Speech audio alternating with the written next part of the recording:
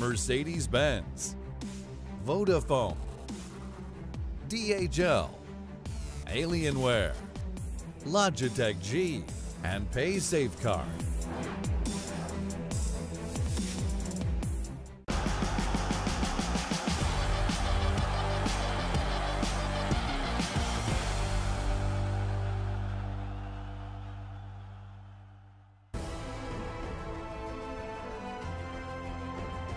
Minutes and 18 seconds, the exact time of game number 1. Are we headed for another record-length game number 2? Kyle certainly hopes not. He's back from the hospital and fit as a fiddle to bring you his thoughts as we look forward to game number 2. compLexity still in it, still with a chance of making it through to the bracket stage. As are Forward Gaming, they have 4 wins so far. They are 1 down to Asta, though. They probably would like to win that second game just to make sure of making it through in 3rd place. However, NiP right now are staring right down the barrel, because if they lose this second game, they are done. They are out of the competition. Hard to believe, I know, but they won't make it through to the final bracket stage. So, who's going through in game 2?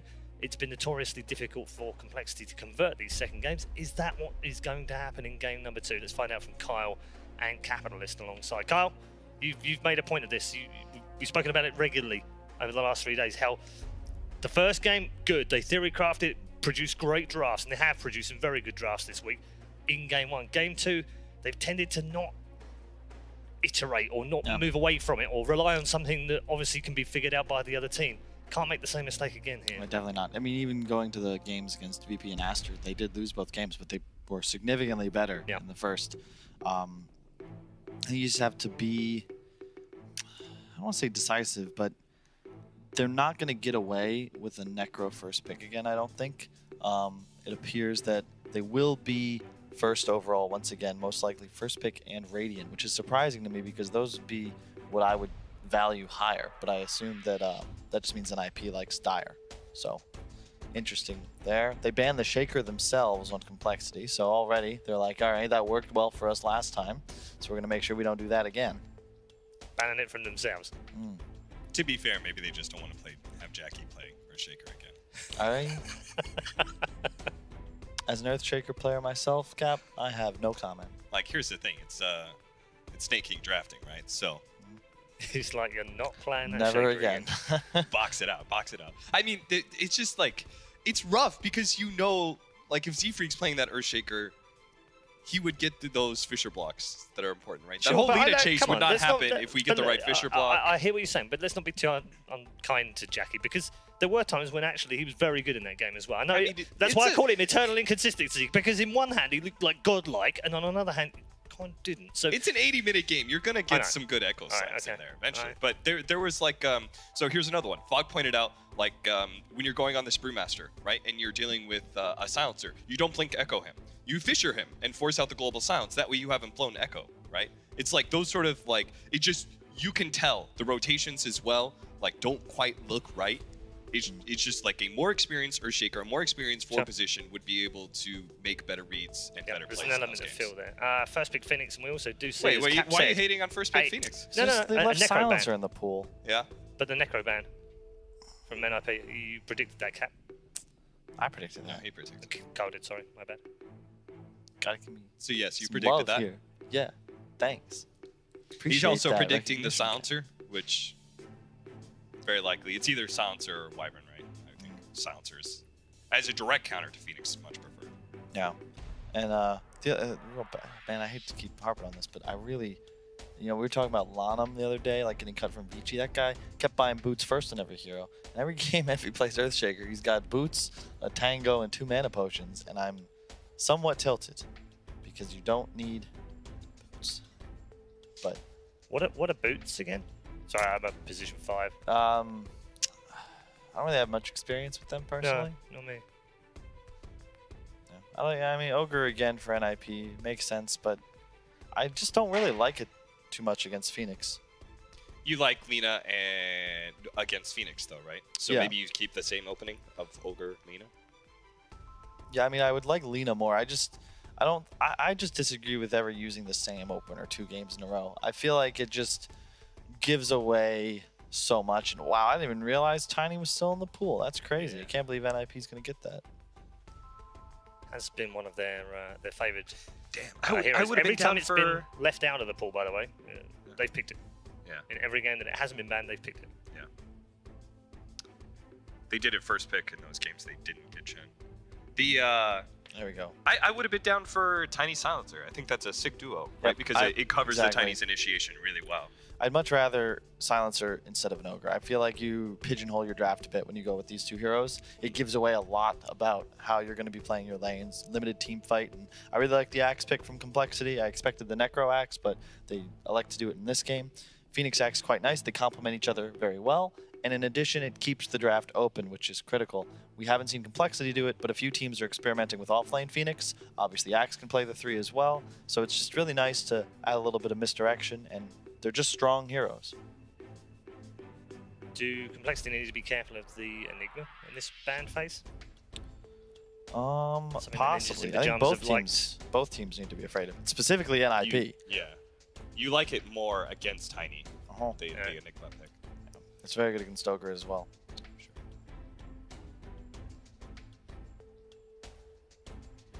There's also the Morphling to consider, which has been a high priority ban for most teams. If it's not got through the second phase, it's usually been picked. Yeah, Chen was banned by NiP actually. It's interesting. Also, oh my goodness, that's that looks like a manual to Mist. I wonder how much is in there. What are the other carries you're afraid of? Phantom Lancer, Morphling.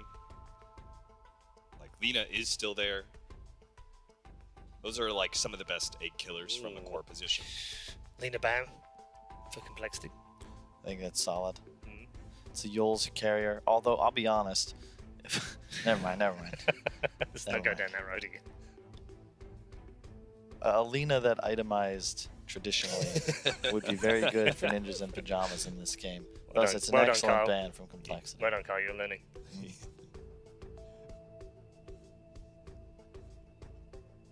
Final ban then, NiP. Do they ban the Morphling? Do they ban... No, they don't. They ban the Meepo. Oh, they're not gonna Brood, are they? Okay. Well, that puts Brood back on the table, doesn't it? And it also puts the Morphling in play. It also puts the Enigma in play, which they have traditionally picked third when they've had a Tiny in their team. They also pair it with a Mirana, which is also a possibility. It's not banned. Oh, that was banned in the very it was banned, first banned. Sorry, my bad. It helps protect the Phoenix first pick. I'm just surprised once again that they're going back for this Ogre on NiP. It's just they didn't play it like any of the previous games before today. And I just don't think it complements the way this team succeeds. I much prefer Saksa and Peter on heroes that can both influence team fights. And I mean, obviously the Silencer was big in that last game. This is nice. I feel like we've seen Dazzle Ogre a few times in this tournament. It's always looked real nice. What about the fact you already have Axe? You don't go we Grave. Talked about this last time. You just don't play for the Grave. Okay. Yeah. It's like traditionally what people are doing now anyway. They go max Q and E. Yeah, sure. It's just for the entire game, you just okay with not having Grave? Yeah, you just skill stats. Because the last time we saw Dazzle, oh, sorry, it was the other way around. We had the Legion Commander picked into a Dazzle. That was not great. I think it just messes with the way compLexity wants to play Dota. And I also think that NiP recognized how easily they were able to abuse Cole's map movement. I felt like the reason that game goes so long is because compLexity had a real issue pushing out their waves. And Dazzle's nice to just always be applying pressure on map. Okay, I want to break down this a little bit more, because you're saying ninjas in pajamas, they have a certain way that they play, and they look better when you've got, what was it, Saksa and Team Fighters? Who was the other one? Oh, Saksa likes to farm. I like him when he has the ability to do so. Okay, so what do you think ninjas pajamas, how do they win games? And what is their style in that regard? Man, I'm trying to put my finger on it because I'll tell you what I look at ninjas pajamas. They have a lot of Chen games that they haven't touched in this series is the thing. So this is like new for them in some ways. I see this team is like less focused on team fight aspect, a lot more focused on being able to push out waves and split push, in part because they have 3 different cores who all want to get a decent amount of farm. Like Fada is probably, I guess, the least greedy of them, or maybe Aces. but they both have like prerequisite amount of farm they need to get before they become playmakers. And then you have this greedy 4 position and a 6 position, like a 6 position support that doesn't have a big impact in team fights either. So it feels like that's their biggest weakness, but they accelerate when it comes to like being able to outfarm the enemy, being able to play small skirmishes better. It's just the big 5-on-5s is usually what they're lacking. I think that's a pretty apt summary. And last game, they effectively had 2 5s and a brew and Alina that must not be named. So it was just a difficult game. I like this little change up. The TB pick, love that. Excellent choice in this game. Very good against a Spectre. You just take his passives and make him hit himself. Yeah, it's probably, considering all the cores that are good against Spectre, this one's the most relevant in the meta right now. Yeah, and it's also so good already. You have so much lockdown thanks to the Axe tree and your last pick. Yeah. Plus, neither support threatens a TB whatsoever. Dazzle has nice defensive abilities, obviously, to deal with, you pre-weave. All of a sudden, TB doesn't do too much to you, but at the same time, as a Terror Blade, the damage is never really going to become irrelevant. And I think it's one of Scamberlu's best heroes. He's really impressed me the couple times he's got that in this tournament thus far. Yeah, I really like the tree pick as well, just because I think you want more than one catch hero in that regard, and another hero to protect the egg, and Dream Protector obviously gives you both. Yeah. One of the few heroes that can actually stand up against an ogre in the laning phase as well. Yeah, they both protect the Terror Blade as well in their own ways, like Supernova forces like a reaction, usually targeting down the egg. They really should ban Zeus here. Yeah. Okay. That would be a very big ban. Zeus is a terrifying pick for NiP, and I know Fana loves to play it, and that's one of those heroes that, no offense to my man Fat A, but you can't really mess up your item choices. All you do is damage. You never know. Maybe he won't go Aghanim Scepter. It just, like, I'm just so afraid of that in this sort of game. So good against Phoenix Axe and TB. Like, the only thing is it's not an egg hitter, but everything else is good. You're good versus Terrorblade. You're good versus these, like, core axes, who works well with Spectre, double ults. You're not really looking to take fights in a way that egg is super relevant because you're mostly a hit-and-run squad with Spectre always threatening the ports in. Right. I think that they'd be in a better position if they pick something that sort of increases that skirmish potential, because you never want to run into Tree Phoenix. Like, it's an unwinnable scenario. You want to avoid choke points and ever entering a Thunderdome. You want to just keep things fast and quick. So what's a hero that replaces Zeus in that regard? Like, would you, when you're saying the skirmish style, if you can't get that global ultimate and that sort of like defensive pressure that Zeus gives you, like, do you get another ganker, like a Quap or something like that? Invoker is quite nice. Okay. Invoker is actually probably maybe even a better pick in some ways, because you get a more lockdown, and right now you're a little low in that regard. It's also nice to have more tower pressure when you're playing in a draft with a Spectre and a Tiny, who don't really do the most building damage. So do you go Quas Wex builds? Because that would be very greedy to have like 2 supports that don't make plays for you, don't set up kills, and both an Invoker and a Spectre that neither one sets up kills. Be a Tiny game all the way. Sorry, I'm just distracted. It's a Broodmother band. That's a weighty book. Yeah, seriously.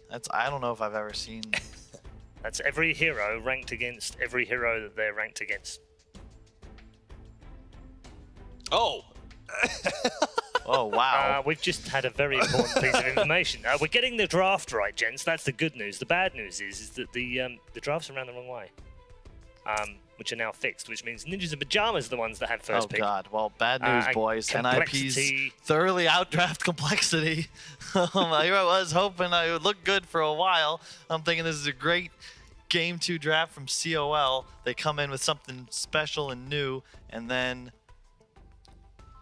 they're the ones that pick Dazzle into Axe. Yes. They're the ones that picked Spectre fourth after picking it last in the previous game. You said you liked it, though. Apologies for those of you at home that would. I mean, to be fair, I don't think there's anything that we said that was specific. No, to no. the I mean, teams. we were talking about the drafts on each side, so I think it still makes sense. They need to pick Zeus, but they'll probably end up picking TA, which makes me sad. They can't pick TA. They can't pick TA. When it's a limp hero. You could DK here potentially, but their damage output's so low. And if you look at the utility of the NiP heroes, all 5 have some way of contributing to a team fight, whereas the complexity supports don't really have the ability to make plays. And Tiny is their only real rotator, right? Like, it's so difficult to connect because even if you find a kill somewhere, you're not going to be able to pressure towers unless this last pick is able to do that for you. And DK has damage issues. Zeus has feeding issues. I don't think NiP plays Tinker. Ember would be hard to work in. I'm afraid now. I don't See, think this, you is like my, this is my problem. Like, wow, if there was another hero that could have tilted Kyle a little bit more. It's a perfect bat game. I just don't know if that hero does enough. They can kill 10 heroes. I don't know if it matters because they can't ever take objectives, and a TB will. The threat level, by the way, for Ninjas in Pyjamas across the complexity. So Tiny basically under threat from all 5 heroes. Dazzle under threat from 4 of them, and 3 on the Spectre, 3 on the Bat. That's not looking good. I would really like to see a Quaswex Invoker this game. I think the disruptive tornadoes are really important to stop the Tiny and Batrider initiation. Yeah, my 2 big points on this are just 1, complexity, 10th pick Spectre the previous game. Game 1, they outdraft, they win. This game, they pick it 4th. NiP has 2 answers left. They do a great job answering it. And second, it's so much easier for NiP to play. They just have to not feed, pretty much, and use their spells. And if you look at these teams and how they'll fight, imagine if everyone got their spells off, there's no way NiP is going to lose an engagement. They don't have enough damage complexity here, do they? It doesn't feel that way. Okay. Which way are you going? Just to confirm? NiP. Okay. Cap. Well, after Kyle said all of those things, I certainly can't go with complexity. I'm also going to go NiP. Okay, both on the NiP train. Difficult draft then for complexity. Difficult draft for us actually on the panel. So let's head over to our commentary team for game number 2. Remember, complexity need to win this to stay alive with a chance of moving on to the next stage. Let's see how they get on with our commentary team. Thank you, Red Eye. NiP versus complexity. These 2 drafts that we're seeing a little similarities to, you know, complexity going for the Spectre again. They're like, hey, game 1, Scam. He did a pretty good job of carrying us. We'll get him on the Spectre once more. And then back, obviously, on the side of NiP, something a little different here. We got also some fun coming up from 33. Yes, we do indeed. It will be him upon the Treant Protector. I mean, you've got Kyle bitter over complexity.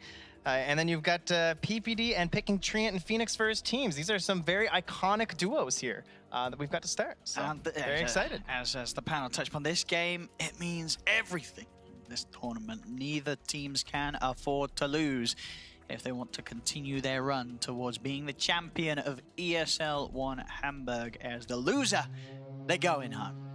Out of here.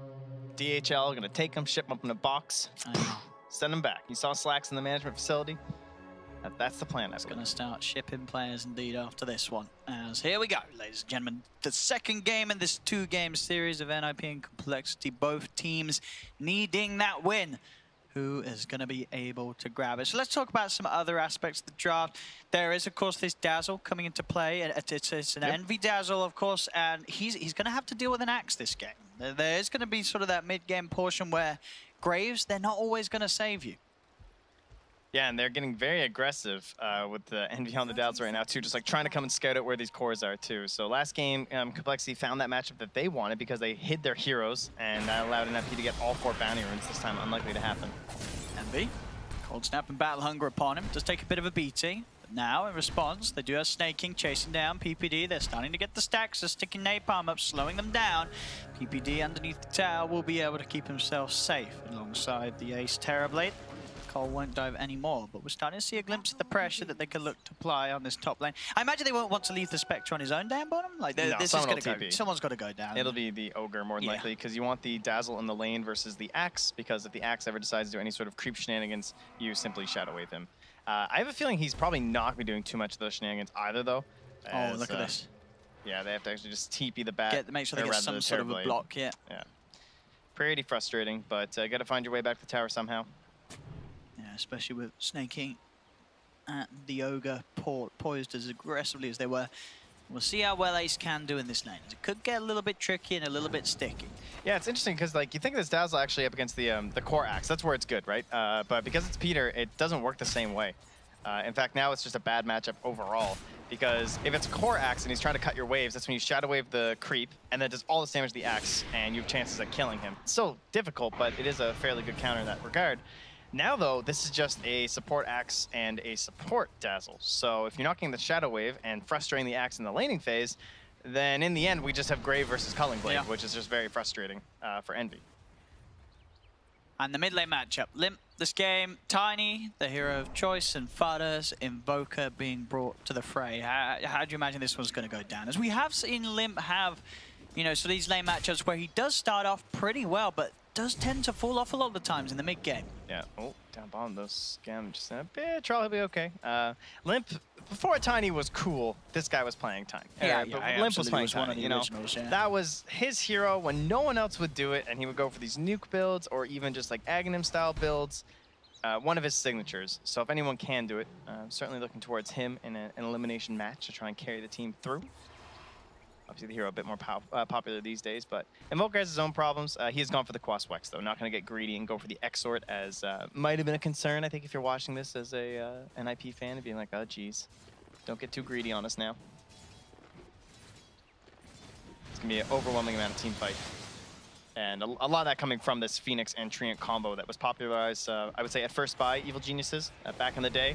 Peter playing the Treant, and then they just have the Phoenix there, too. But this time it's a core Treant, who, of course, is doing relatively okay. 8-2, pretty hard to screw up last hits and denies as Treant Protector. Absolutely not. For that punch potential you have, slamming down those fists of wood. Do you guys ever want to play? This is a pretty viable hero, too, in terms of like offlane core. It's kind of the same way Ogre works. You just don't skill your invis as the Treant Protector. You just get heals and the slow, which, of course, another heal. But for now, getting zoned back. That constant harass of the poison touch is great against these people that try and stand in the wave the whole time. Probably going to see that max from Envy, I would assume. Try and cut through that living armor. So far, who's suffering the most? It is this Terrorblade. Top lane, not getting a lot of last hits up there. Yeah, great last pick bat for sure, on that regard at least. And see if Ace can put on a performance worthy of Schem here in terms of some of the recovery that we saw in their game versus Aster. And how would you sort of say if this game does end up being another sort of 60-minute brawl, you know, sort of the Terrorblade versus Spectre matchup, does one of these sort of late game carries outclass the other clearly in your eyes? I would probably take the Invoker and the Terrorblade in combination over the heroes on Cole, especially Batrider. Like, Batrider is one of the most massive X-Factor heroes in the late game possible because he can become a complete and utter useless dud, or he can just win you the game. Yeah, and it's all on execution. Yeah, it's very hard. A lot of that coming down to just your vision game too. And this one, it's kind of okay. A vision game of Dazzle, certainly an underrated aspect of the hero with Weave and some of those more important moments, dropping that down like the Roche Pit and stuff, giving that lingering vision.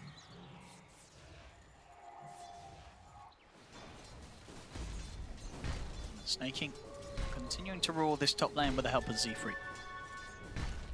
But Ace will have opportunities to recover. You'd imagine we see Terrorblade a lot of the time suffering lane, but be able to come back into game in the jungle with the use of the images. There's the passiveness of the second half of last game is carried over. And there's his first 4 minutes. No real movements, no real sort of close attempts to kills. No blood. It's a slow start from both teams. At least he's doubled up his CS to 8 now on the Terrorblade. He's getting at least something, but it's not a lot. Down bottom, sure, the pressure is on to Scan. They're keeping him low, but he is getting that little bit more than Ace is on the other half of the map. There's bottom, they're going in onto Envy. Same time mid, Lim able to kill off Fada. Fada tried CP out, bottom, Envy does fall. So 1-for-1 across the map, but that mid one being the big one, as Fada sort of got in sort of underneath the tower. Tara tried to TP out. So this is going to mean that he's got to take that long walk back to the mid lane. Oh, and that is the worst feeling. Limp was already trash in this mid. So Limp was 30-13, 20-3, and now that difference is going to be even greater as Fada has to make the walk of shame back to that mid lane. At least when he gets there, he's going to have 80 damage, so he'll have somewhat of a chance. It'll be a little bit easier because he's got both nulls and the blades, but Saxa. Saxa did have a dive available. I guess was worried that he's too low that anyway that the right clicks could have come in. Yeah. and he was ticking down nonetheless, so maybe no escape regardless. Meanwhile, Peter, okay, he does get the deny. I didn't know, like, he got the Fire Blast off. It was close. His bottom, Ace.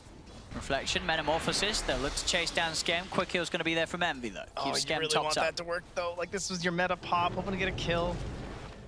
And Dive Through will just see him on the way out. He went to the shrine up top, and then he'll move into the lane, so a little swapperino happened. As we finally pop off, though, so. Yeah, getting some kills on the board for both sides. And what have we got? So 61% of the times in the late game, the Spectre 11 of the 18 games. coming. Okay. Sorry, the Terrorblade, yeah, coming out top. So as you obviously talked about sort of the overall, you know, sort of 2 cores, but still what you say is right in the sense that the Terrorblade lineup's going to have that slightly favored chance. It's definitely a total matchup thing too, has been well talked about, where like as a Spectre you have to be in up and close and your damage is kind of consistent. It's not really a burst, so it's very easy for the Terrorblade to get off the Sunder. That's the main threat when you're playing against the hero. And always that reflection illusion is only going to work against you as the Spectre. As you'll get caught out by that every time by the TB and your illusions hurt. You can also outrange the dispersion too. With the reduction to 700 range too. So move the lanes around. Serve Colt. Snake King's down on the bottom to match up again against that Terrorblade. Try and keep Ace's farm slowed down. Wow. All right. Well, in case you guys were, well, here we go. Mid lane Fodder's in trouble. Yeah. Z-Freak getting the setup. Ooh, they put a sentry. There it is. Don't even get one when Z-Freak's in the house. Excellent play there with the sentry. I love it. I hate it when the Invoker gets the 1. You know, it seems like every game he gets away on that first Ghost Walk before they bring detection, but not this time.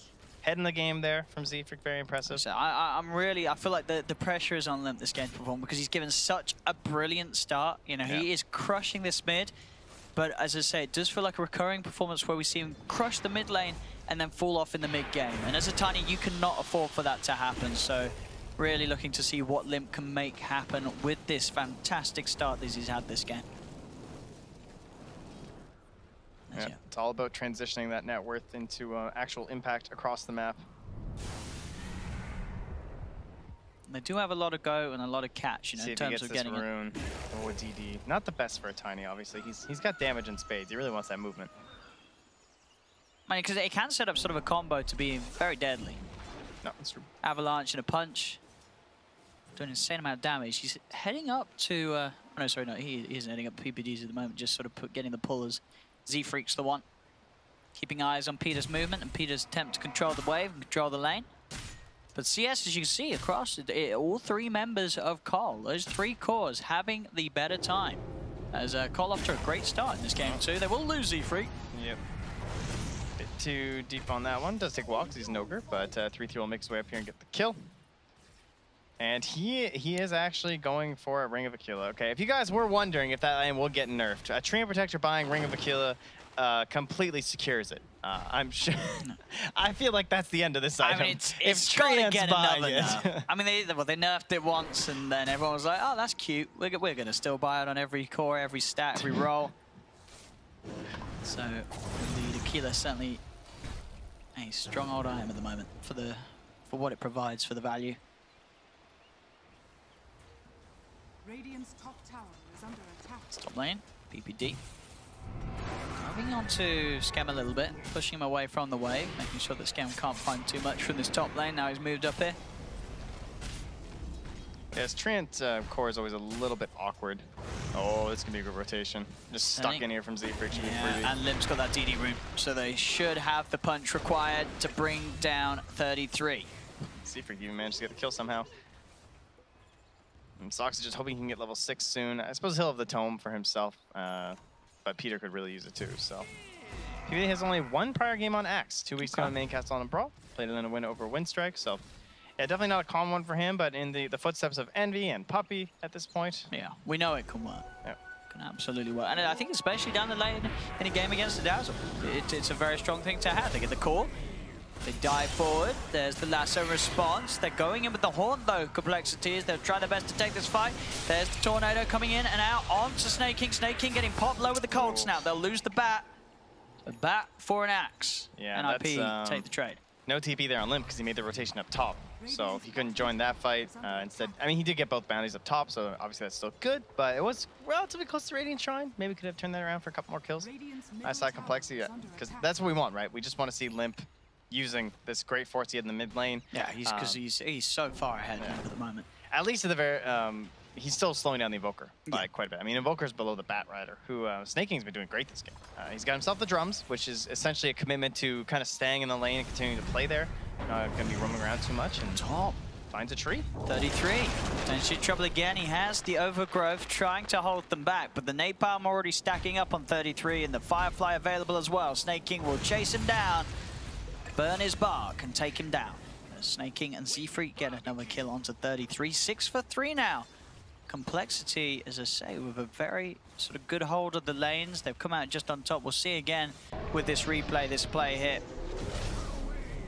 Yeah, one of those moments too where you're just kind of like wishing you had the egg. Of course, if you're on the side of NiP, just so close, but Tome couldn't be delivered there in time. Unit sucks a wanted it, and he's trying to save it for PPD. And easy kill the NP. Or EMP at the end there onto Snake King, and perfect hero to get it onto, right? But back in the main game, Skem diving under the tower. They do the supernova for Sax to slow it down and get the kill onto Envy first, though. So Envy will fall. Them unable to sort of punch back in time as NiP get themselves back and away from the dive. Not getting Skem. It's getting the Dazzle. They have forced Limp to be down here. As Limp, 1500 towards the blink. He's going to make good time on it. But he does need to make sure he can finish it before... Ooh, Limp. He's going to head forward into this one, but there's a cold snap. Valhunger as well. Close to a shrine, though. And yeah, now they see the Spectre, and they're very happy. They're like, oh, okay, they're both just here, hanging not around on lanes, farming yeah. anything. This is a perfect scenario for us. As the Spectre not off to a really fabulous start here. Doesn't farm quite as fast as the old TB2 in these scenarios, but as you can see here, your mid matchup, how we wound up from there. Almost double the last hits for Limp. 1100 more than net worth, but hero damage from Fada is up there simply because he got a couple like multi-hero AoEs and some more harassment in terms of spells during the laning stage, I'm sure. But Peter has found the Tome, it looks like, as he is 6 and a bit. Yeah, and Soxa has that team fight too. So the full Wombo combo is prepped here for NiP. Oh, this is where they want it. Cole's trying to fight it. They are going to head forward. The call comes out onto the bat, and there's Fada with the turnaround tornado. EMP down into the midst of them all. Cole, they're out of mana and Overgrowth. But they're backing off NiP. Limp comes in with a wraparound. Quick avalanche toss combo onto 33. Bloodlust as well, giving Limp that extra potential to chase down 33. Trying to retreat. Has got the lead. See the ignite slowing him down. They'll get PPD's axe. The rest of Cole keep themselves alive. Ace had a TP. I'm pretty surprised. I guess he didn't have meta, so he didn't want to join because there's no meta.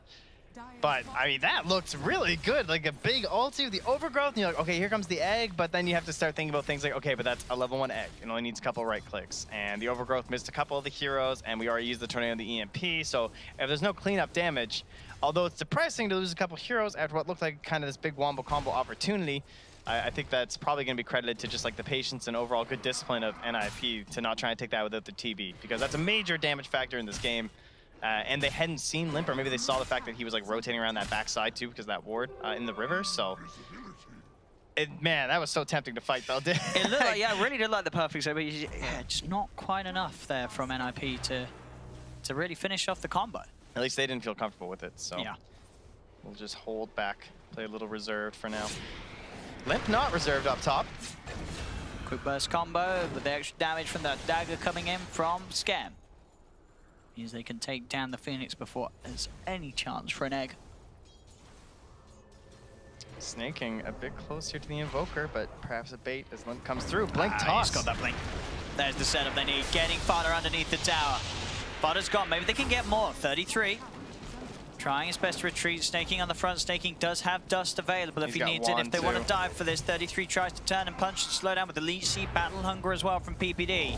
33 having to use the Overgrowth as well to keep himself at a safe distance. 33 will survive. Okay. This time it is Cole who won't push the envelope there, as they had the wand, they had lasso, could have grabbed him, started pulling him back, but they say, just a bit too close to the enemy tower, no thank you. Would have to get the burst damage going, and the cooldowns were still running there from the kill on the Invoker. So we go to Bounty Rune Gaming. I think Cole got them. Did they get them all? Well, at least 3 of them. It looked like it, yep. Indeed, Cole getting that money. That's 2K advantage. So compLexity just looking a million times better in their opener at the start of this game too, compared to the rough start they had at the beginning of game 1. As Lim, he's got that blink, he's starting to make those movements, rotations that the team absolutely need to keep themselves on top and ahead of NiP at all times. Something that's going to be very potent, especially as they do, you know, they have their own sort of late game powerhouse, the Spectre, to rely on as well. And Skem's catching up. We saw what he could do on a Spectre in game 1. Bottom lane Envy, trying to pick up some levels here. Fada comes in with a quick combo. It's not going to be enough to kill Envy though. Doesn't quite burst him down. Snaking's TP'd in and Fada has to get out of here. As Fada desperately trying to find somewhere on the map to find his levels and gold. As he is at the moment 2,000 gold behind Limp's Tiny.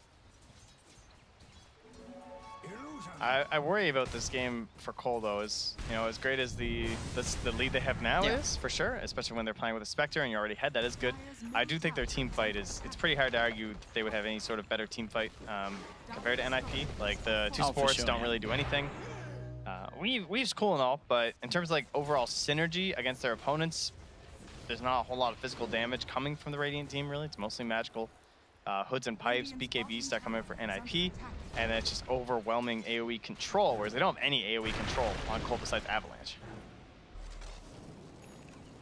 So puts the pressure onto Snaking, I would say, especially to make sure that he's always allowing them to fight with the numbers advantage, and then it doesn't really matter how, you know, unsynergistic your draft is or something if you have one more hero than the enemy team in every fight because your Batrider's getting that quick kill. And for now, they will smoke up on the Radiant side. Mostly, it looks like probably a warning mission, honestly, for Envy. Or Zephyr, rather, I suppose, on the Ogre.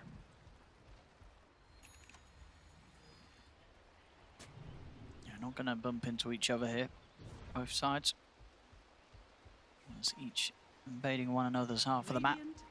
Ace in position to push down this tier 1. That should be an easy one. Who's going for the match? Looks like Saksa, considering a Midas at this point, as the urn was picked up by Fada. I think he was like, oh, I'm a Phoenix, I'll buy urn. But I mean, sometimes Phoenix just get the ring anyway for laning, so. Yeah, I think if Phoenix out of sort of all the sports, definitely one that we do sometimes see players like to favour again. And Midas, you know, levels just do so much on this hero. Yeah, and just other items just aren't even that great, to be honest. Like Yule's is another one that is certainly great, but. There's Ace. He did push on for that tower, but there's a bit of a surprise waiting for him as the full 5 mana compLexity are there ready to punish. See, Skem now looking to maybe try and set up onto more with that Haunt usage. Limbs coming in from the sidelines. They'll pop the egg. Calls down to Limbs, so he can't pop into the overgrowth as well. Holding them back. They can't hit the egg. Fantastic overgrowth for 33. A dive from Saxa forward as he comes back into the game. Limbs trying his best to punch back. They have got the Fire Blast, and Limb, he's doing a hell of a lot of damage as they've taken down PPD. compLexity, despite being caught in that fantastic team fight combo, they don't quite die. Envy keeps everybody alive, apart from Snaking, and they turn that fight around on its head. It looked like the dream setup once again for NiP, similar to sort of we saw in the bottom lane, but they couldn't quite win the fight. But what happened both times? Both instances, there's no Terrorblade, and Terrorblade is the damage that's supposed to be there to capitalize on all this ridiculous combinations here. So everyone's stunned, everyone's controlled, and the key factor too is just like Limp in the back. He gets a very nice avalanche off after all this. But that overgrowth from 33, it's like, all right, suddenly you got 3 heroes. They're going to get hit by that supernova. But the damage, not quite there. Snaking gets focused down, but Envy and Skem could get themselves back far away. Fada tries to chase forward, but then he's sort of gone in on his own. So Envy and Skem just turn their attention towards Fada, forcing him away as they sort of got split up and carried away. Fada, after that combo, he just went straight in, up onto the high ground. No one else was going to make that movement with Fada. That was Fada just throwing his life away. Things getting a little bit dicey here for NiP. That lead grows a little more, about 3K. Gotta find a fight with Ace. Would be nice to see him get involved. Still just sitting at 0, 1, and 1. Of course, at least he's not dying, unlike some of his allies, but gotta get him involved. Spirit Vessel almost done for our boy Fada. Not all too grand this game other than the offensive capabilities. Doesn't really reduce any healing. it's maybe slowing down some of the dazzle works, but no massive counters. And we're pretty much ready for Snaking to go on a mission with his Blink. Peter might just be, yeah, Peter's just dead. He certainly seems like he's walked into the wrong place. They don't even want to lasso. Okay, they will use it. They'll secure the kill. Hold him down, make sure there's no way that he can slide his way to safety if any backup comes in from the tree. Captain on captain, and we'll take it. And Carl, 20 minutes in, 14-5, 4K gold lead, and with a Spectre at the top of the net worth. I think they sort of just found their magic in that game one. They got something good, they got it working, and straight into game two, they are continuing that flow.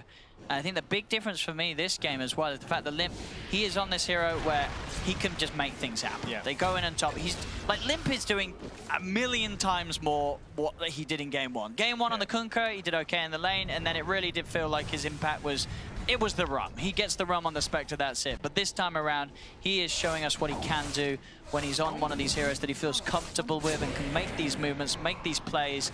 And here's the man from game one that we talked about, Skem and his Spectre. He did it in game one against all the odds. This game two, he's already succeeding. So if you're NiP, you've got to be pretty damn terrified. Yeah, I would say so. And yeah, just pointing out Limp too, like, I don't even think it's that easy of a game to have a big impact like the Tiny, because the Phoenix is the best hero for him to pick off, and then the Invoker too, but you've got an Axe and a Treant you can't really combo down quickly. And then there's like a stun after, or they just run away or something, so you need a pairing with you. Or the TV is just very difficult to find. Stuff's playing on the other side of the map from you until you have a Shadow Blade. I mean, I think before the game, as the SAP program said, it said, well, every hero is a threat to Tiny. But as you say, Limp making it work despite all these difficulties. Actually, before this game started, Z-Freak just said in the chat, PVD, I didn't get my GPM talent until minute 60. What was it like? That nice and early Ogre GPM talent that whole game. Must have been feeling pretty good. But now he gets the experience of the early Ogre for Z. Saxon wants to start the fight off. PPD comes in with the call onto one of them. They're not hitting the egg. The overgrowth's down, so the Supernova will be successful. NiP, they're able to blow up Scam. They move towards Snaking. 2 dead on compLexity as they'll try and retreat. Envy's going to fall. Not a single spell other than the weave expended by him in that fight by the looks of it from Envy. And this sudden team fight. I mean, this is what happens, as you've been saying, when you have the Terrorblade involved. You get this Overgrowth Supernova combo, suddenly people start to drop. Yeah, that was about 2,300 damage from the Phoenix egg and the explosion and everything, but then the rest of it, 1,400 from the Terrorblade, massively outranking the rest of the allies in that engagement. And interesting, compLexity as well off the back of that. Instant 2 buybacks to make sure that NiP didn't get away with moving straight into the Roche pit. Yep, it was just little bit too well set up at that moment. And honestly, it's a good thing that they left for NiP, because clearly their stuff's going to be on cooldown. There's no egg, there's no overgrowth, Invoker's missing some stuff. And then you get a Batrider who's just going to hop on in there and give you a lasso. So take it away. You're in no hurry, no real rush to grab the Aegis here. You've equalized the game. I'm sure you're feeling quite a bit better about the situation after that. But Cole with their buybacks, I mean, they know there's no cooldowns. Yeah, they know that they can't do what they just did in the mid lane again. And they're going to take Roche pretty quickly. So despite losing the fight, they have to expend 2 buybacks, but it's worth it. They secure themselves Roshan and get the Aegis on Scam. Great aspect of the Dazzle as well, just to support the buys Medallion pretty much every game, so that'll speed up that Roshan capabilities. And now we'll go back to this tower, finish what they started, and with better results, as once more, NiP will not be engaging them.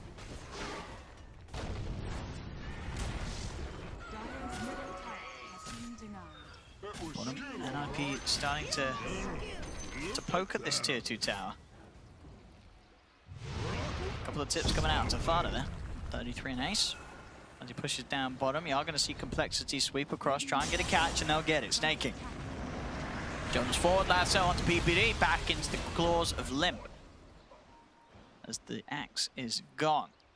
PPD is going to have some slow item timing. Sure, he's on this axe, but it's not going to be one of those scary support axes anytime soon. But yeah, he's got about another 1,000 gold before he's going to hit into that Blink Dagger. I will say that will really help the ease of execution, though, for this Wombo combo. Just like, even if he dies or something, he's going to force a clump there for compLexity, and that's where you're going to see the Invoker spells and the Treant Protector try and abuse that. Look at their farm. They're not going to be able to go. They did see the Spectre there, but Not going to be able to go on him despite having the 3 of them. I mean, I like this as well from Skemmy. What went the Manta. He bought a Blade of Alacrity. Okay, he's going to finish the Diffuse. I was going to say, because he had the Radiance online as well, like, queued up. So I wondered if he was going to be like, maybe if I can save up the 3,800 gold now, we'll get the Relic. But no, he goes back. He's got that Diffusal, so very quick timing on the Manta Diffusal. Really stepping up that ability to get on whichever target he wants to and just beat them down before the fight really begins. If he can get in with an early Haunt, a lot of damage can come out onto the single target now from the Spectre. Yeah, and the single target damage on the side of NiP is just not very good at the moment. It is just Ace. So if he's not there, it is very difficult to kill Skem until you get some more points into Exort for our Invoker there. And, oh, actually, he's staring up there. He's almost full out, I suppose, with all these levels. So Fada actually does have the Sunstrike power at this point, and maybe that'll be enough to try and help it against Skem. But obviously, it's not very consistent damage when it's your magic damagers. Smoke. Going up north here into a DD, and there are no dire heroes in that area. I was maybe sort of hoping that they would be baited over by the fact that the illusions from the Spectre were pushing in, but as it were, no reaction from NiP. Keeping themselves down bottom. Wards. That's the life. Zephyr will just go and try and get the best one he can. And is he going greedy? Oh, he's going greedy. He goes right for the high ground ward. Z-Freak at the moment getting the straight up axe queued up. No sort of Yules, no sort of mid-ground item, wants to go immediately for that Aghanims. We'll see if he does commit. Do you think that is that the right play? Doesn't need sort of Yules or 4-staff along the road this game? It's better to just try and get that extra bit of burst damage online? I don't know. Glimmer looks kind of okay too, depending. You don't really have any invis on the Radiant side, so they might be a little short on the detection. Limp. They're close to him. They've got the Sun around him, and they can't blink out. He'll turn with the Avalanche, but the Meteor down. He's trying his best to walk away. The Supernova actually being used pretty early here, Lim. He's running. The Sunstrike connects, though. Perfect play from Fada to get the kill on Lim. Snaking tried to come in, but he's only going to give up his life as well, as there's nothing that he can do to turn that around. And that's a blink for PPD, because he gets the kill. Uh-oh. Oh, you can't have that happen with your big snowballing mid-hero. Not at all. Getting gone on like that. You saw Limp there. Got punished sort of by those wards, really, that his team put down. You know, he felt that he was safe. You know, he couldn't see anybody there because they were all under the cover of the smoke on that high ground. He was like, I'll just go for an extra neutral camp, and then bam, surprise. So it was a hard move to predict, and NiP get the better of Cole with it. Yeah, there was some lingering dire wards that have now expired, but they were up in that area, and they saw where Zephyr had been moving, so I think they kind of knew where the wards were. As when he came out of the smoke, he was just kind of like standing around there, so nice execution there. They probably understood there was a lot of radiant vision there and abused it by smoking through it. Skem playing very aggressively. I mean, he has the Aegis, but... Okay, he'll let the Aegis go. And NiP not going to take the bait here. No, back off. They were like, he was a little too willing to give up his first life there, so not going to let up for the chance of there being a plan to fight back around that second bringing of the Spectre. Where does this guy find his gold? It's like, what is he creating it out of? Because he's almost in towards like the relic, honestly, for the Spectre. Like, pretty impressive. I mean, but last game he was out farming an Ace Arc Warden with a first item Midas. Like this boy knows how to farm at an absolutely incredible rate. And yeah, he's doing it again this game, keeping on par with the Terrorblade, as we said. You know, this is a hero that the cannon has been just sort of hitting neutrals. Good lord. Look at that lane creep value. I don't think he's missed a single CS ever. He just does not hit the neutrals. He's off Ancients, not part of his diet. Very much into the lane game.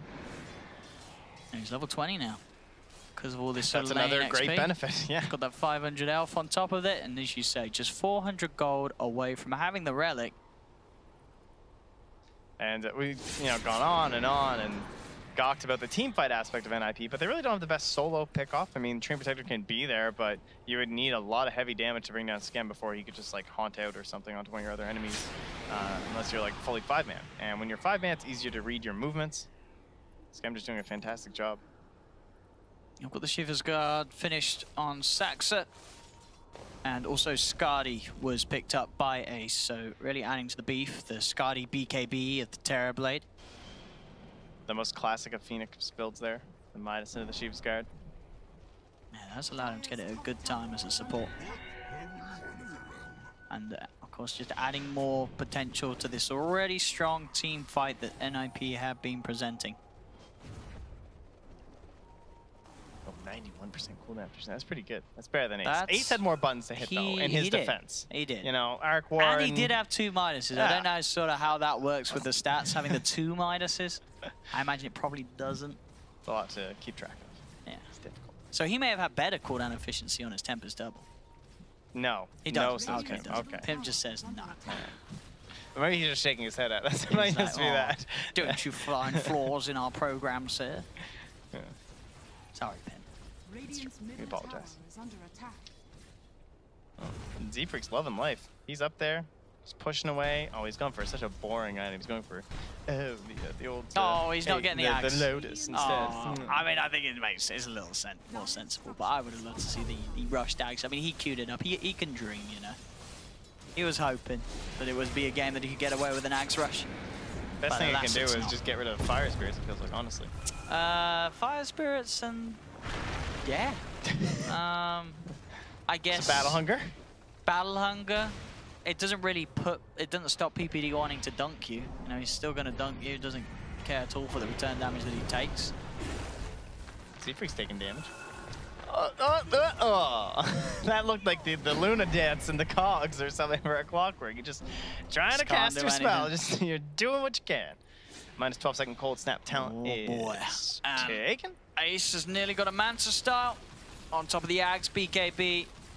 It's going to be next for Fata to make sure he can get off those easy combos. He's already got that set up from his teammates. Just needs to make sure he's in position to line down that Tornado, Meteor, Deafening Blast, EMP. Goodness, that's a lot of spells. It is a lot.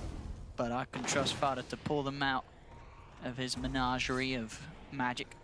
Cornucopia, even. Yes. I'd like to see this Blink Dagger finished up on Train Protector. I know 3D's trying, but when he gets that, that's going to be so good. Like, they're going to have 3 different heroes that can just create a fight, which is sick. There's not a lot of team fight being drafted these days, it feels like. Everyone's just kind of these weird, beefy brawler-type heroes. Let's see how this goes, because this is a smoke from NiP, but compLexity, they have just picked up the Radiance on Scam. So this is a smoke into a Spectre Radiance fight. So NiP have to be careful how they take this. As that punch could come back to hurt them, and as I say, at least they do have the BKB on Ace, so a big component in terms of obviously fighting into that Radiance and not having to worry too much about it, especially when it's got these longer seconds of duration as he's still yet to really use it. It's got 9-second duration on it still. Wow, sneaking. Does not go for the Force Staff. He had that queued up for a while, but then just kept saving gold, so he went towards the BKB instead, eh? Alright. Okay, smoke up from Cole now. NiP's is one off, and Cole want to strike back. Make something happen, get a play set up so Scam can get himself involved and utilize this good timing on the Radiance Manta. Wow. Ace is using the Shrine just purely for mana, too. Make sure he can just keep his farm up. Oh, this could be the perfect jump. Limp goes in. They'll go onto the Phoenix rather than the Terror Blade. Can they beat down Sanctuary in time? They can't. He gets the Supernova off. They will be able to push forward. They get the egg. The Overgrowth comes through. As now Ace steps forward with the Metamorphosis. Envy graves himself, keeping him alive. As Scam, he's looking for a target. He's keeping his distance, waiting for them to come back in with the Disable onto the Sunder. Ace. Sunder's off, but they have the multicast. Z-Freak with the burst brings Ace back down. Double kill for Scam. They turn towards 33. They've got the vision. The Shadow Wave heal bomb finishes him off. As NiP, they'll lose 4, and a perfect smoke coming out from Cole. Looked a bit of a risky start, not killing the Phoenix in time, but they're still able to punch through that Supernova, make sure it doesn't go off. They deal with Ace. Again, Scam's positioning on his Spectre, incredible. You know, he gets in, he's aware of sort of the Metamorphosis, he gets out, goes immediately back in as soon as he sees Limp coming in with the Disable. Yeah, and they come out on top. PPD's already dead on the Axe too, and then Scam is sending his illusions and himself over onto Fata, and that zones the Invoker out of the engagement, and that meant that he couldn't capitalize on the fact that that Sunder happened, and maybe there's a second opportunity for him to win the fight. So great prioritization, even if they weren't able to get the kill. You can just see him like trying to come through, but Skem's just in the back line right there. Eliminates that second aspect of the fight. That egg would have gotten off if it wasn't for Skem right there. Oh yeah, if PPD gets him with a call, that fight's pretty, you know, the NiP, they're losing everyone. And then just the illusions you can see are absolutely shredding the Invoker's HP on the side. Fado just completely zoned away, and that meant he couldn't back up Ace. And honestly, they might have been able to turn that last little moment there. And what a terrible time to lose the fight too, like just starting to get up these items like Blink Dagger and everything for the side of NiP. So they'll lose the tier 2, yes, but they will not lose any sort of a tier 3. So Shrines are still up. They're still in good shape for the Roche fight, which should be the next thing on the menu for both teams. It really should. But I really do feel like from this series, we're seeing that if, you know, Cole can secure this and move on in the tournament, I don't think you let Skem play Spectre. You've got to ban this hero. Well, why do you let him play?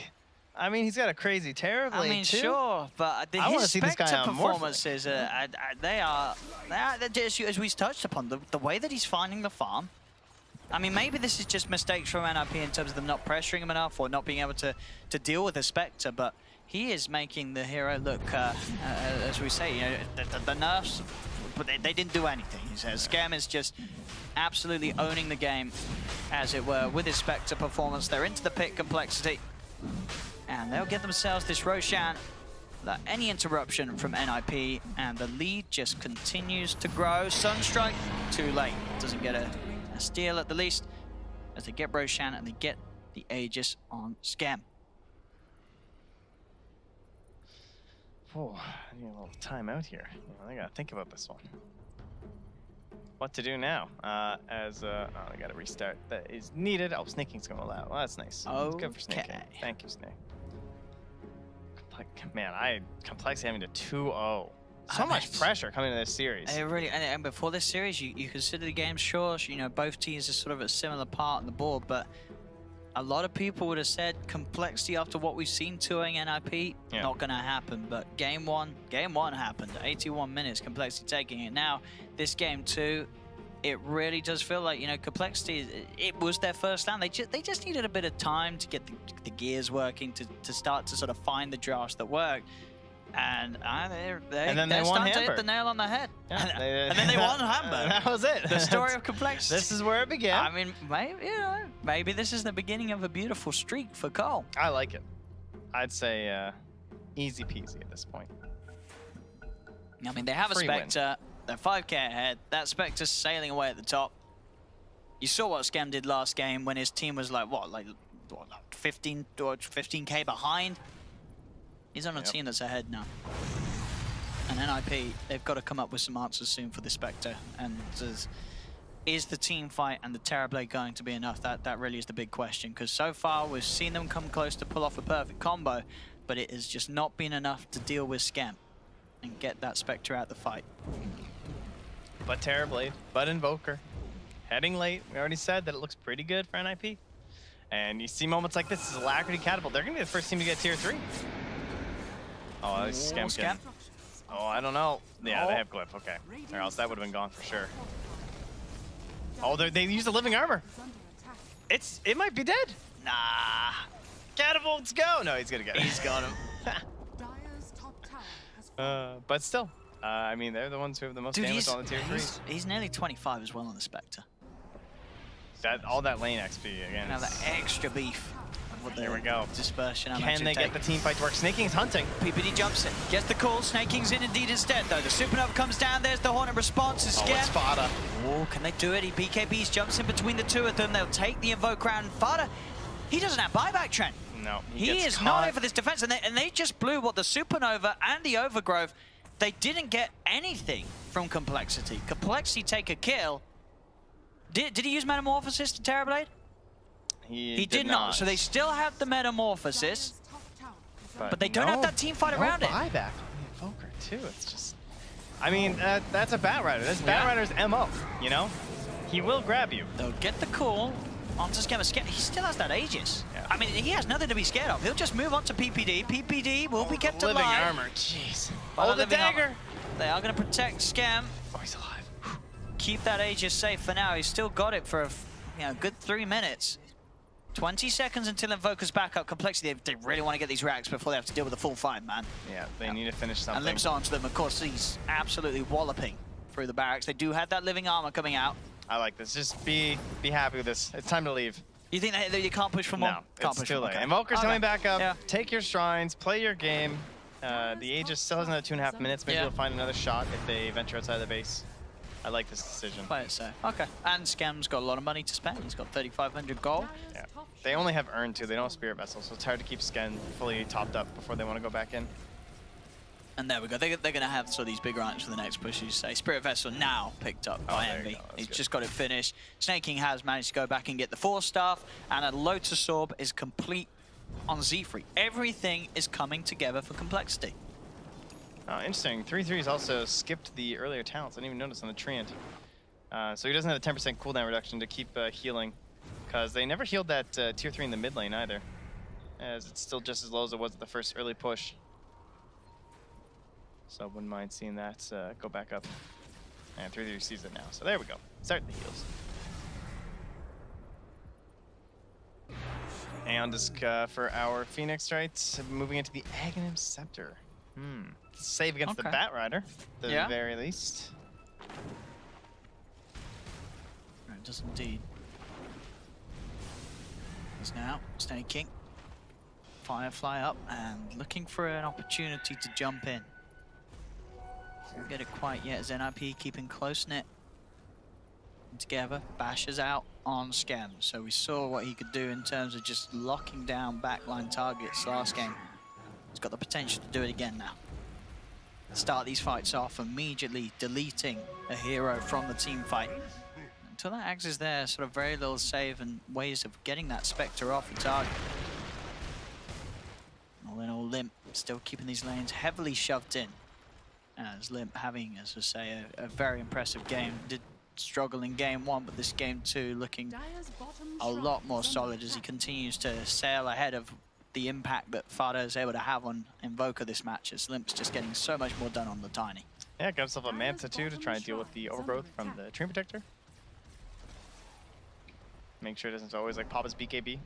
So he's a very hard guy to deal with in these team fights between Manta, BKB, and Staz resistance. Dire's bottom shrine has fallen. NiP just having to stay up in the base. Cole control all over. They've still got a tier 1 tower they can take down bottom when they fancy getting a bit more gold. I'll head over there now. NiP starting to lead out of the base towards the tier 2. Do they really want to take a fight outside of the base though? That is the question. I think so. You know, catch them off guard. You still have a better team fight no matter what. Like, true.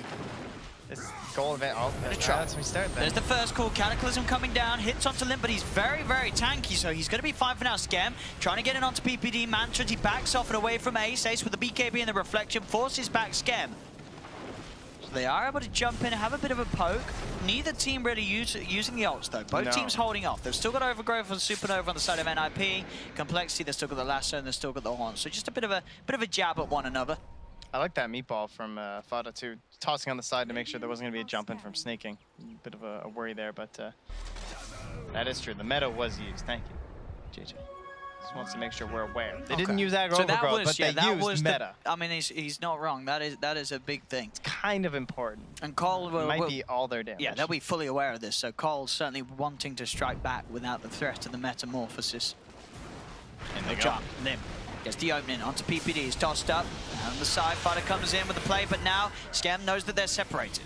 They'll move around with the Horn. Who's he going to find? He's going to find 33. 33 being chased. The dagger's upon him. Scam doesn't have vision, but he does have the Radiance burning him down. Bat's got the gem. And there's the jump forward. Limp will miss the tree toss. Oh, 33 does get the blink away with the living armor protecting him against the Radiance ticks. And that will be enough to keep 33 alive. Getting away. They can't quite catch that tree. And the wave's just not close enough to go right for the end of this game here too. So finds himself some TPs and will wander his way out of here. Radiant's middle tower is under attack. So they will continue to hold here from NiP. Nothing lost, no shrines or anything available though, as they've lost their T3 long ago. Which means the next Roche fight should be much better for complexity. A couple more talents starting to be picked up here. 20 for our Bat Rider. Goes for the movement speed over the CDR, which basically just affects your Firefly later on if you go for the +8 second Firefly duration. You won't be, if you take that talent, then you get like full Firefly all the time, but now he'll have a little bit of downtime. We got full Abyssal as well on Scam. So, I mean, this point of the game, they really have to hit a perfect team fight. They have to find, you know, we've seen PPD sort of initiating the one-man calls. You got to get more than that now. One-man sort of initiation isn't going to cut it at this stage against Cole. Unless it starts a clump. I mean... Sure, if you can bait them into trying to go and save their buddy and then get caught out by a tornado, yeah. I think the one problem with this is that even though they have this overwhelming team fight for the side of NiP, the positioning from compLexity has to be pretty bad. And they know that's the only way that NiP win a team fight, as if they all get caught like that. It's just like if you're playing against Chronosphere or Black Hole, that's basically what they're seeing. And they're just saying, okay guys, just don't be too clumped. And then if Skem can just identify the right target to kill, which he just had an hour and 20 minutes to practice, then your fights are gonna go pretty well. But Roche, once again, it's like what will be deciding things here is it's quickly popping up here, just another 10 seconds. Very fast spawn.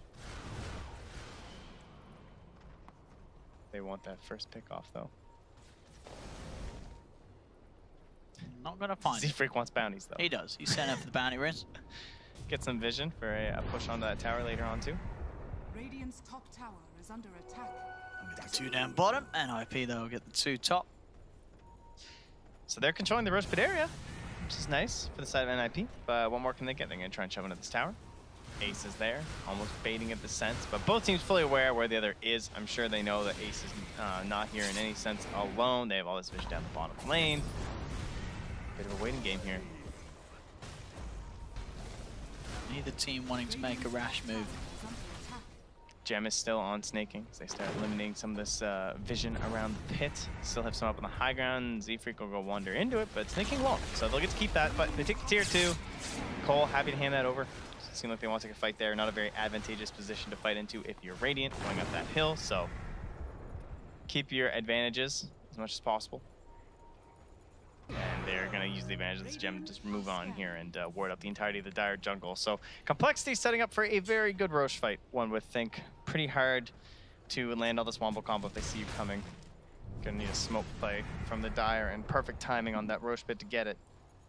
And currently they don't have any smokes, at least in the inventories here, so. No, nothing out at the moment on them. Aghanim's, the gold's there for Saxon. So if he wants to go full in on that. Oh, I think... Do you think do you have to save for buyback at this stage? Or how, you know, so how desperate are you for that game changing on? Which the Aghanims could absolutely be. Yeah, you definitely need the buyback though. Yeah. If you have Shrine, he 100% keeps the buyback, but sure. they don't have Shrine for the Roche fight, so it's kind of like, maybe it's better for me to just have it. Okay, he is going to go for it. So this says we want to fight at Roche and not high ground, to me, at least. Yeah.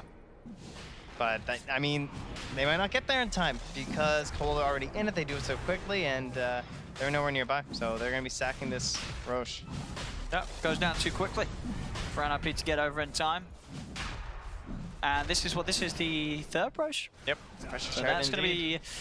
who'd you give it to? You give it to the Spectre, surely, for the double horn? Yeah. Yeah. Not really much point giving it to anyone else, honestly.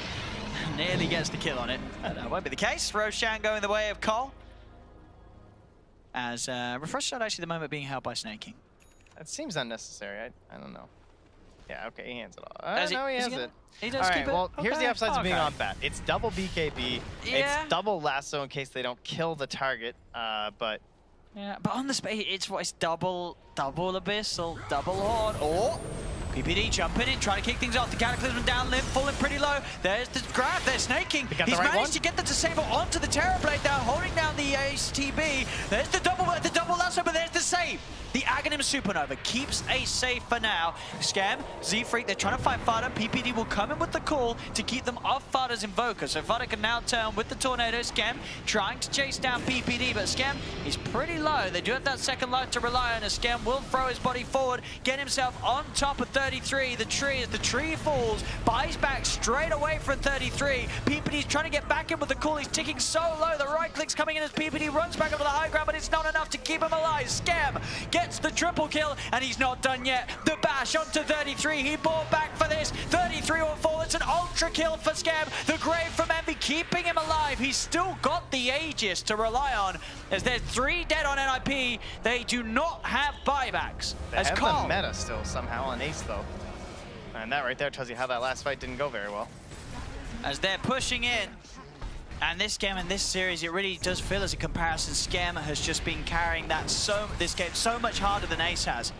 Ace has not really been able to do his standard good stuff this series, and Scam, he's been able to take his stuff to another level. This Spectre once again ruling the team fights and destroying this team fight that on paper, NiP, they have perfect combos to pull off, but it doesn't matter. It's Cole pushing onto the tier 4s. Jump 4 from Snaking. Limp as well, he's in. They've got the grab once again with the lasso. Scem's on top of Ace. Ace tossed up, no buyback for the Terrorblade. Wow. Dead for 150 seconds. GG is called. And Cole, when they needed it the most, get the 2-0 series against NiP that will keep complexity's dreams alive in this tournament.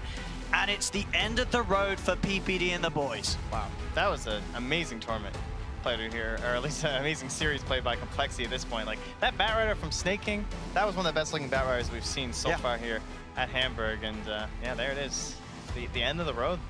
NiP, hard to believe, considering how strong they were looking, like kind of starting out the tournament in some of their better games.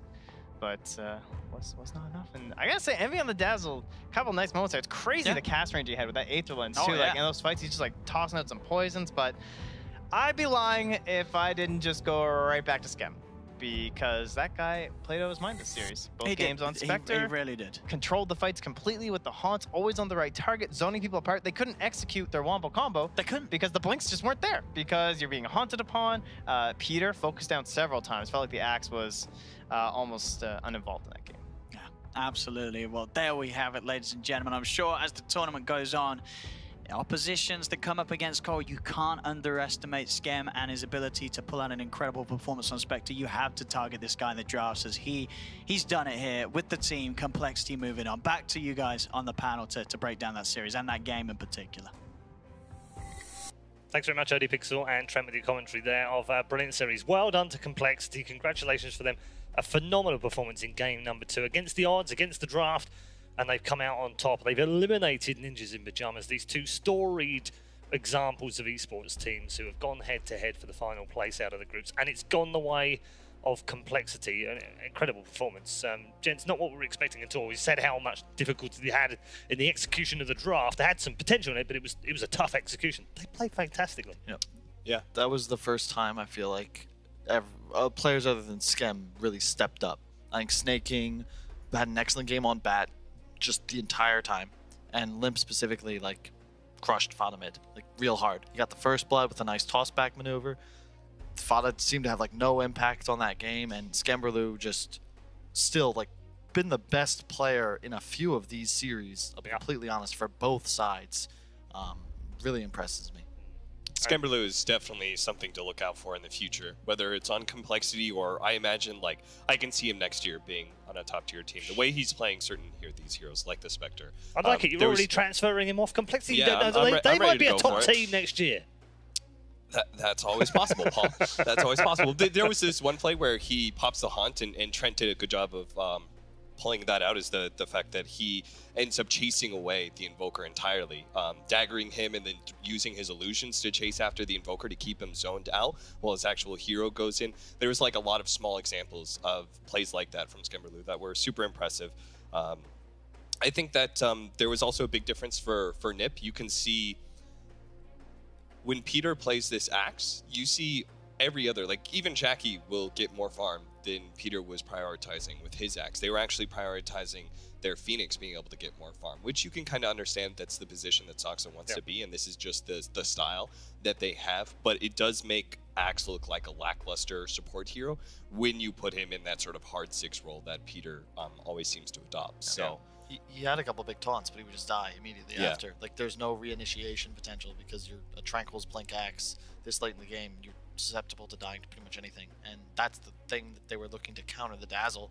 And Envy had a free game. He also played quite well. I agree with Trent. I like the Aether Lens. He was getting all of his spells off in pretty much every engagement. And the weave really paid off. Fada was pretty disappointing on the Invoker. Like, he starts off with a rough laning phase against Limp, and then that just kind of snowballs because later on they have one of these team fights where Ace is dead, but they still try and take a team fight where they get this really good supernova explosion with the overgrowth. Like, it's hitting all 4 heroes for a full duration. That's a lot of damage to get from your supernova, combined with everything you get on the second round of spells from your Phoenix, and they just didn't have any damage, mostly because Fada's choice of the Quas Wex build, a pure Quas Wex build. He didn't go for the Exort, the Wexort build that we see a lot of Invokers go for. I gotta feel like no one is gonna go that Wexort build 100%. Yes. And the laning phase is gonna be easier for you. The damage output is realistic. When you go full Quas Wex, it doesn't matter that you're hitting a tree root egg combination. There's no damage on top of this without Terrorblade. What are you gonna do? Tornado when they're already disabled? With Exort, you could throw down a meteor. Now you're in a single core lineup against Dazzlegrave, Bat Lasso, and a Tiny and a Spectre. Like, there's too much. I thought A's itemized really well, but he has 4 items. One's a Daedalus. He's not doing any damage. He's tickling.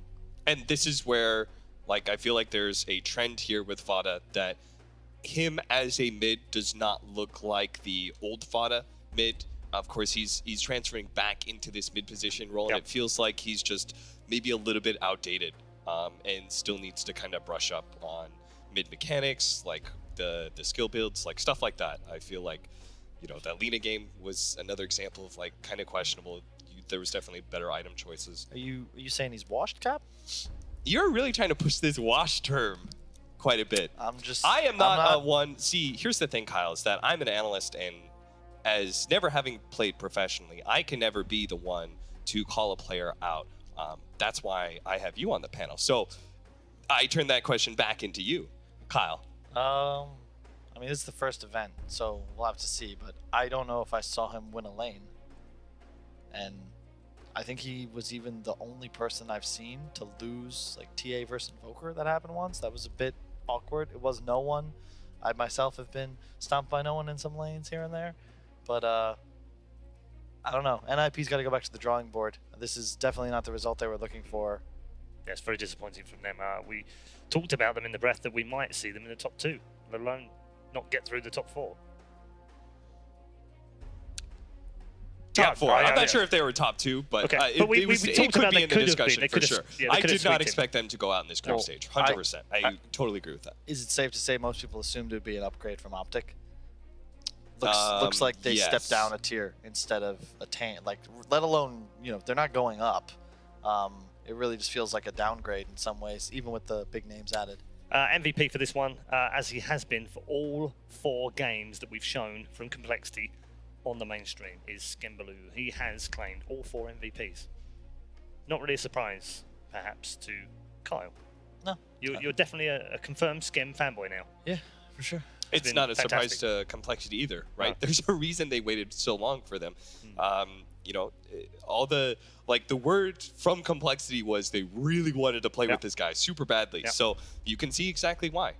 He's winning them games. Definitely delivered. Let's hear from Snaking now, who's with Saraction Slacks and will presumably be a very happy man after a 2-0 victory in this group stage. Thanks a lot, Red Eye. People are still excited over here after that great series. Man, Snaking, the god himself. Tell me about it. How'd that one feel for you? It felt amazing. After the long, drawn-out game 1, it feels more... It's like the best. This is why I play competitive, though. It's for that feeling and rush of adrenaline, like all these emotions coming into play. After winning that 80-minute game, we knew we had this series. And then game 2, we ran a similar strategy, and we were able to pull it off again. And it felt amazing. Yeah, absolutely. Let's talk a little bit about game 1. That one really just kind of dragged on. It was all in Envy's court, and you guys playing together on that. What made that situation happen? Why did it get so long in that first game? Well, I think a lot of it is us being on a new team. Skembaloo made some crucial mistakes in not saving for buybacks. So he kept buying more and more items, and we had to keep farming more and more. So he kept buying more items, and then he never had buyback. So then we had to actually wait for him to actually have buyback to actually push. Yeah. Incredible second game. The chemistry was really there. Was there a certain moment where you're just like, oh, this one's in the bag. We got this one? Well, according to Envy, he said this game was in bad after 10 minutes, but like that's a little bit early for me. For us, it was like I think around the 40 minutes mark. They had a drastic lead. I was watching the gold graph, and I think after that one fight where we wiped them top, and I think we had the game in the bag because we knew the Spectre would outcarry his Arc Ward no matter what.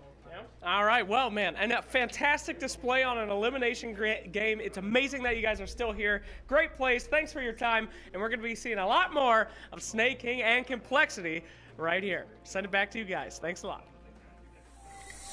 Thank you very much, Jake. Yeah, he looks very happy, doesn't he, about that? So reactions lacks a little bit of NA bias there in the interview. Well done, compLexity. They have managed to make it through to the knockout stage, or the bracket stage, I should say, because we've got an upper and a lower bracket to come. The upper bracket match, of course, Secret versus Virtus Pro is the next game on this stream. Don't go anywhere. Also, we should also point out that Evil Geniuses will now play compLexity in the lower bracket, and Forward Gaming will play Pain Gaming in the other match in that lower bracket. That's the 8 teams that have already gone through. Aster versus Vici is the other game that we haven't spoken about. That's also in the upper bracket after both teams did very well in the group stages. So that's it, gents. The group stage comes to an end. Thoughts? It was interesting. Yeah. It really went how I expected. That was the one matchup in game that I felt was new, right? The big surprise is compLexity 2-0ing NiP. Yeah. Did you expect the Chinese teams to be as dominant as they were? Yeah. I think when EG and Forward have ringers, like VP kind of phoned it in against Aster. I don't expect to see that same result once we hit the bracket stage. Yeah. And it just, to me especially, China almost always seems to perform at like a minimum of like an 8.5 or 9 out of 10. And that's why like traditionally at TI, these Western teams like turn up a little bit. China has had difficulties doing that with the exception of LGD. This event, China's doing very well like they always do. And the West has been pretty much on vacation, it seems. Okay, so you would say they'll get there. You would say like China, the Chinese teams, they are doing well, and that's kind of the expected sort of level for them. But you don't think that they are like completely dominant. It's more the Western teams are actually weaker than usual. Yeah, I think this, looking at this tournament, is like it feels like almost every team has some big weaknesses. Like Aster's been, they've only dropped 1 game in the groups, but D-Stones did not look like a top 3, maybe top 5 mid player at this tournament just yet. And unless he's playing Invoker. Exactly. Yeah. So that's not something you can win lands with very easily. But maybe they'll surprise. It is the Burning Squad. It is. They got Sylar. You never know. And we'll put that to the test with Vici Gaming versus Team Aster, as they will obviously have the most information against Team Aster. They'll have the most information about D-Stones and his hero pool. So. Yeah, it's interesting. Look forward to that as well. Right then, time to move on. We're headed to an extended break just to allow the players to get back and ready for this semi-final of the upper bracket. But don't go anywhere, because normally we'd finish on the group stage and that'd be it. We'd say bye, but no, not today. We've got more Dota coming your way, and it's really getting serious now. Secret versus Virtus Pro is coming next.